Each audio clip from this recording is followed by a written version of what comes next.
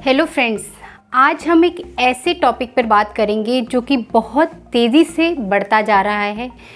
खासकर 30 to 50 years के जो पीपल है उनके बीच में बहुत कॉमन हो गया है, जिसे हम बोलते हैं हार्ट अटैक या फिर ब्रेन स्ट्रोक, जो कि एक अच्छी बात नहीं है। वैसे तो इसके बहुत सारे कारण होते हैं, जैसे कि आपकी डाइट, आपका लाइफस्टाइल, आपका प्रोफेशन, आप कितनी एक्सरसाइज कर रहे हैं डेली रूटीन में, या फिर आप कितने घंटे की नींद ले रहे हैं, आप कितना इलेक्ट्रॉनिक अप्लाइंसेस यूज़ कर रहे हैं, जैसे कि मोबाइल फ़ोन या फिर लैपटॉप। लेकिन एक मेन कारण और भी है जो हमें ज़्यादा प्रोन कर देता है हार्ट अटैक या फिर ब्रेन स्ट्रोक के लिए, जिसे हम बोलते हैं कोलेस्ट्रॉल। देखिए, कोलेस्ट्रॉल वैसे तो हर किसी की बॉडी में बनता है, जो कि हमारे बॉडी के लिए बहुत ज़रूरी होता है, लेकिन बोलते हैं ना कि excess of anything is bad. तो अगर कोलेस्ट्रॉल बहुत ज़्यादा बढ़ जाता है बॉडी में तो उसका सीधा इफेक्ट हमारे हार्ट पे होता है। लेकिन कोई भी चीज़ बढ़ने से पहले हमारी बॉडी का एक नेचर होता है कि वो हमें कुछ अलार्म या कुछ वार्निंग्स देती है।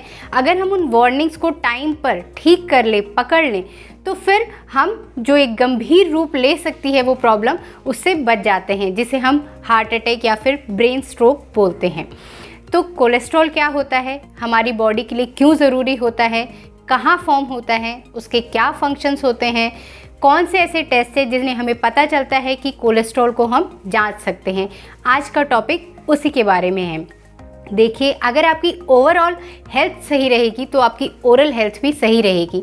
जैसे कि मैंने आपको अपनी वीडियो में बताया था कि अगर आपको पायरिया की प्रॉब्लम है तो वो कहीं ना कहीं आपकी वाल्व तक जा सकती है हार्ट की, और वहाँ पे इन्फ्लेमेशन क्रिएट करके हार्ट डिजीज़ कॉज कर सकती है। वैसे ही अगर कोलेस्ट्रॉल बहुत ज़्यादा हाई होगा तो वो कहीं ना कहीं आपकी ओरल हेल्थ पे भी अफेक्ट करेगा। तो आज हम जानेंगे कि ओवरऑल बॉडी पे और ओरल हेल्थ पे उसका क्या अफेक्ट होता है। My self doctor Jyoti Lohani Bhatt from LRK dental care Delhi. अगर आप मेरे चैनल पर नए हैं तो मेरे चैनल को सब्सक्राइब करना ना भूलें, बेल आइकन ज़रूर दबाइए और इस वीडियो को ज़रूर ध्यान से देखिएगा, ताकि आपको पता चल सके कि हम पहले ही ब्रेन स्ट्रोक या फिर हार्ट अटैक से पहले ही अपनी बॉडी को कैसे जांच के ठीक कर सकते हैं। तो वीडियो में लास्ट तक ज़रूर बने रहिएगा। तो चलिए जान लेते हैं कोलेस्ट्रॉल क्या होता है। कोलेस्ट्रॉल एक तरीके का पदार्थ होता है जो हमारी बॉडी के बहुत सारे फंक्शंस को परफॉर्म करता है, जैसे कि नए टिश्यूज़ बनाना, जो डैमेज टिश्यूज़ हैं उनको रिपेयर करता है, विटामिन डी की प्रोडक्शन में हेल्प करता है, स्टीरॉयड हार्मोन के प्रोडक्शन में हेल्प करता है जैसे कि एस्ट्रोजन, सेल मेम्ब्रेन या फिर स्किन की मेम्ब्रेन के बहुत सारे फंक्शंस में हेल्प करता है। तो हमारी बॉडी के लिए कोलेस्ट्रॉल तो बहुत ज़रूरी होता है, लेकिन अगर ये बढ़ जाए तो ये बहुत विकराल रूप ले लेता है। अब हम जानते हैं कि कोलेस्ट्रॉल हम कैसे जांच सकते हैं। कोलेस्ट्रॉल को जांचने के लिए होता है lipid profile test. Early morning ये टेस्ट कराया जाता है। 12 आवर्स पहले कुछ भी नहीं खाना होता है। ब्लड सैंपल लेने से पहले पानी पी सकते हैं, इसके अलावा खाना नहीं खाना होता है, नहीं तो वैल्यू ऑल्टर हो जाती हैं। हमेशा अगर आप अपनी 20s में हैं तो इस टेस्ट को ज़रूर करा लें, ताकि अगर कोई प्रॉब्लम स्टार्ट हो रही है तो उसका उसी टाइम सॉल्यूशन निकल जाए। लेकिन आफ्टर 30 तो ज़रूर ही मैंडेटरी होता है कि कोलेस्ट्रॉल हर 5 इयर्स में चेक होना चाहिए। लिपिड प्रोफाइल टेस्ट, जिसके थ्रू हमारा 4 टाइप्स का कोलेस्ट्रॉल की हमें रिपोर्ट मिलती है, जिसमें पहला आता है टोटल कोलेस्ट्रॉल, फिर आता है HDL high density lipoprotein. Weight और डेंसिटी के अकॉर्डिंग हमने कोलेस्ट्रॉल को डिवाइड कर दिया है। Low density lipoprotein, very low density lipoprotein, triglycerides. अब ये 4 तरीके के कोलेस्ट्रॉल आपकी रिपोर्ट में आते हैं।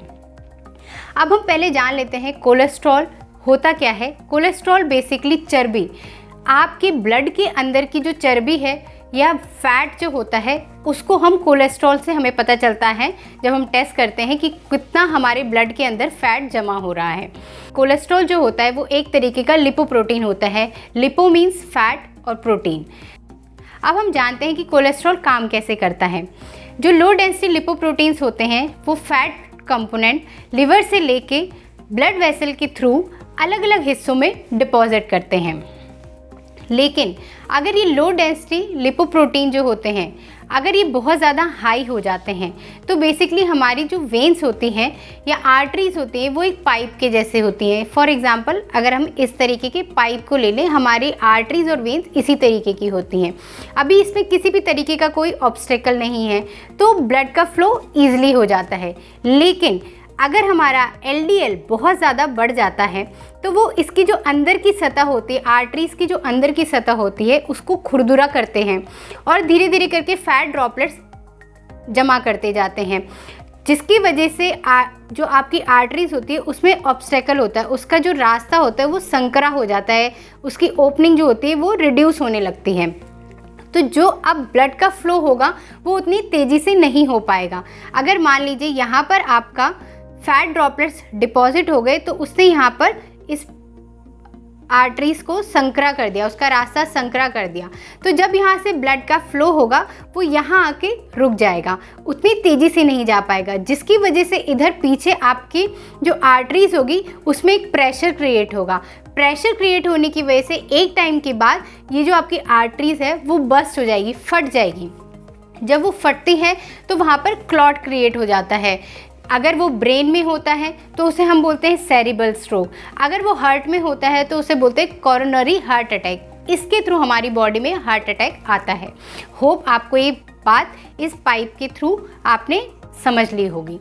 अब HDL का काम क्या होता है? HDL यही फैट ड्रॉपलेट्स, HDL का काम क्या होता है? HDL यही फैट ड्रॉपलेट्स पूरी बॉडी से लेके वापस लिवर पे लेकर आते हैं। लिवर एक डिटॉक्सिफिकेशन सेंटर का काम करता है, रिहैब सेंटर का काम करता है, जो सारी फैट ड्रॉपलेट्स को एक्सक्रीट आउट कर देता है बॉडी से। तो ये होता है कोलेस्ट्रॉल का फंक्शन। अब हम जान लेते हैं कि डिफरेंट टाइप्स की कोलेस्ट्रॉल की वैल्यू क्या होती है, कितनी रेंज होती है, हम कितनी रेंज में नॉर्मल रहेंगे, कितनी रेंज में वो बॉर्डर लाइन पे होगा, और कौन सी ऐसी हाई रेंज है जिसमें हमारा रिस्क फैक्टर हार्ट अटैक या ब्रेन स्ट्रोक के लिए बढ़ जाता है। तो जिसमें पहला आता है टोटल कोलेस्ट्रॉल। टोटल कोलेस्ट्रॉल की जो नॉर्मल रेंज होती है वो 200 mg/dl होनी चाहिए।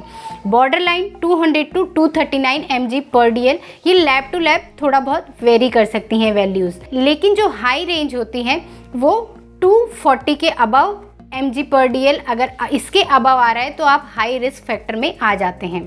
अब हम बात करते हैं गुड कोलेस्ट्रॉल के बारे में, जिसे हम बोलते हैं हाई डेंसिटी लिपोप्रोटीन यानी कि HDL। HDL की जो नॉर्मल रेंज होती है वो 40 to 60 mg/dl होती है। अगर 60 mg/dl से भी आपकी ऊपर रेंज है तो वो बहुत अच्छी बात है। हाई डेंसिटी यानी कि हाई मीन्स गुड, जितना ऊपर रहेगा उतना ज़्यादा आपकी बॉडी अच्छा वर्क करेगी, उतना ज़्यादा आप हार्ट अटैक या ब्रेन स्ट्रोक से दूर रहेंगे। अब हम बात करते हैं बैड कोलेस्ट्रॉल के बारे में, जिसे हम बोलते हैं लो डेंसिटी लिपोप्रोटीन LDL। LDL वैसे तो 70 mg/dl आपका अगर है तो बहुत अच्छी बात है। जैसे बोलते हैं ना, LDL मीन्स लो मीन्स जितना कम, keep it as low as you can go. जितना लंबा आप जाना चाहते हैं, अपनी लाइफ जीना चाहते हैं, इसको उतना ही नीचे रखिए। नॉर्मल रेंज होती है, अगर आप हार्ट पेशेंट नहीं हैं तो 130 mg/dl से नीचे आपका होना चाहिए।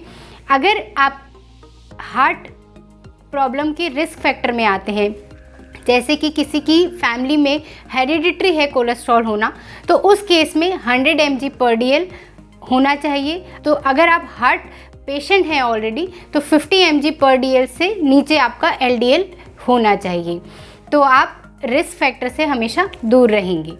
इसके बाद आता है ट्राइग्लिसराइड्स। ट्राइग्लिसराइड्स वैसे अपने आप में उतना हानिकारक नहीं होता, लेकिन जब ये LDL के साथ मिलके आता है तो ये बहुत विकराल रूप ले लेता है। तो नॉर्मल रेंज जो आपकी ट्राइग्लिसराइड्स की जो नॉर्मल रेंज होती है वो 150 से 250 mg/dl के बीच में होती है। अगर इस रेंज में आपका ट्राइग्लिसराइड होता है तो खान पान में थोड़ा सा सुधार करेंगे तो ये वैल्यू नीचे आ जाएगी। अगर 250 to 500 mg/dl आता है तो मेडिसिन के थ्रू कोलेस्ट्रॉल को कम किया जाता है, लेकिन अगर अबव 500 mg/dl है तो ये बहुत ज़्यादा हाई रिस्क पे है आप कि आपको ब्रेन स्ट्रोक या फिर हार्ट अटैक की प्रॉब्लम बहुत जल्दी हो सकती है।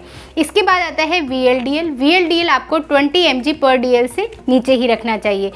वैसे तो LDL ट्राइग्लिसराइड्स या फिर VLDL अकेले अगर बढ़ते हैं तो इतने इफेक्ट, लेकिन जब ये सब मिलके अगर बढ़ते हैं तो ये बहुत ज़्यादा प्रोन कर देते हैं आपको हार्ट अटैक या फिर ब्रेन स्ट्रोक के। तो इसको हमेशा इन सब वैल्यूज़ को जितना नीचे रखेंगे उतना ही आप लंबा जी सकते हैं एक अच्छी लाइफ।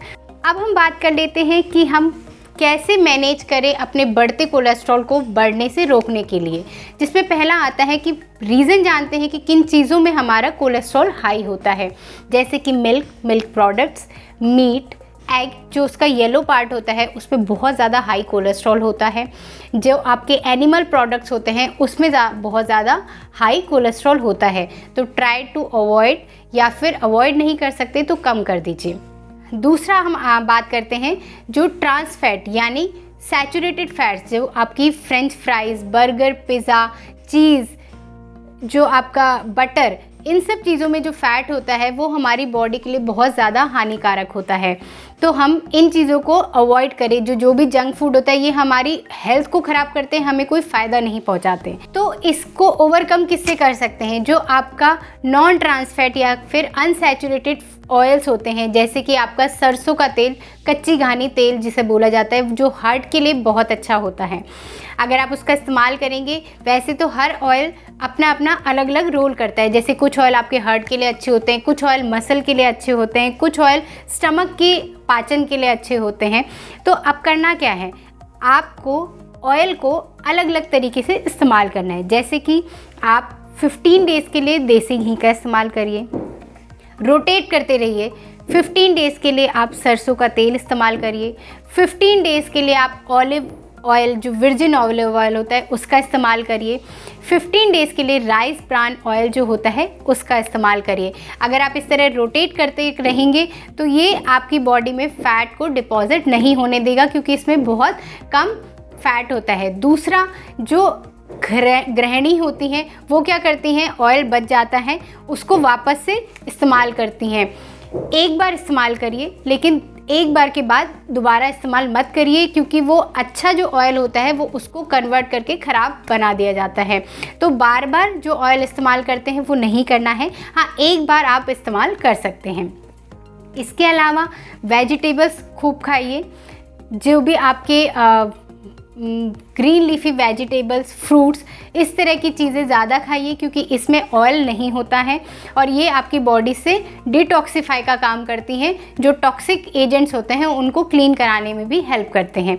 अगर आप देखिए, कहते हैं prevention is better than cure. अगर आप इन सब चीज़ों का ध्यान रखेंगे, खासकर जो कोलेस्ट्रॉल है उसको आप अर्ली 20s में ही एक बार टेस्ट ज़रूर कराइए, ताकि अगर आपको कोई प्रॉब्लम स्टार्ट हो रही है तो वो वहीं पर ही उसका रोकथाम कर दी जाए। नहीं तो आफ्टर 30 ईयर्स, हर 5 साल में आपको एक बार कोलेस्ट्रॉल ज़रूर चेक कराना चाहिए। अगर आप अपनी बॉडी का ख्याल रखेंगे तो आपकी बॉडी आपका बहुत अच्छे से ख्याल रखेगी। अब कोलेस्ट्रॉल का ओरल हेल्थ पे क्या इफ़ेक्ट पड़ता है? देखिए, मैंने क्या बताया कि कोलेस्ट्रॉल क्या करता है, ब्लॉकेज करता है। अगर वो ब्लॉकेज होगी तो वो ओवरऑल बॉडी में कहीं भी हो सकती है। ब्लड का काम क्या होता है, ऑक्सीजन का फ्लो करवाना बॉडी में। तो जितना प्रॉपर ऑक्सीजन आपके गम्स को चाहिए होता है उतना ऑक्सीजन नहीं मिल पाता ब्लॉकेज की वजह से, तो गम्स में इन्फ्लामेशन हो जाती है। अगर आपका कोलेस्ट्रॉल हाई है तो आपको गम डिजीज़ स्टार्ट हो जाएगी। दूसरा, जो अगर आप लंबे समय से कोलेस्ट्रॉल की मेडिसिन, जिसे हम स्टैटिन बोलते हैं, अगर उसको रेगुलर लंबे समय तक खाते रहेंगे तो उससे क्या होता है, पल्प कैल्सिफिकेशन होता है, यानी कि पल्प में कैल्शियम बढ़ जाएगा, जिसकी वजह से आपको पेन होगा, लेकिन उसका ट्रीटमेंट नहीं किया जा सकता। तो उस केस में दांत को निकालना ही पड़ता है, हम उसमें RCT या कोई भी ट्रीटमेंट नहीं कर पाते हैं। तो एक प्रॉब्लम बहुत सारी प्रॉब्लम्स को जन्म देती है। तो अगर हम कोलेस्ट्रॉल को टाइम पर रोक देंगे तो कोलेस्ट्रॉल से होने वाले जो अफेक्ट होते हैं वो सब नहीं होंगे और हम एक हेल्दी, अच्छी, वेल्दी और एक खुशहाल लाइफ जी पाएंगे। होप आपको ये वीडियो बहुत यूज़फुल लगी होगी, इन्फॉर्मेटिव लगी होगी। तो please like, share and subscribe करना ना भूलें। ज़्यादा से ज़्यादा इसको शेयर करें ताकि आपके थ्रू और लोग को भी नॉलेज मिल सके और वो भी अपनी हेल्थ का अच्छे से ध्यान रख सकें। अगर आपको किसी टॉपिक के ऊपर जानना है तो कमेंट सेक्शन में लिख सकते हैं, मैं पूरी कोशिश करूँगी आपकी क्वेरी को का आंसर देने की।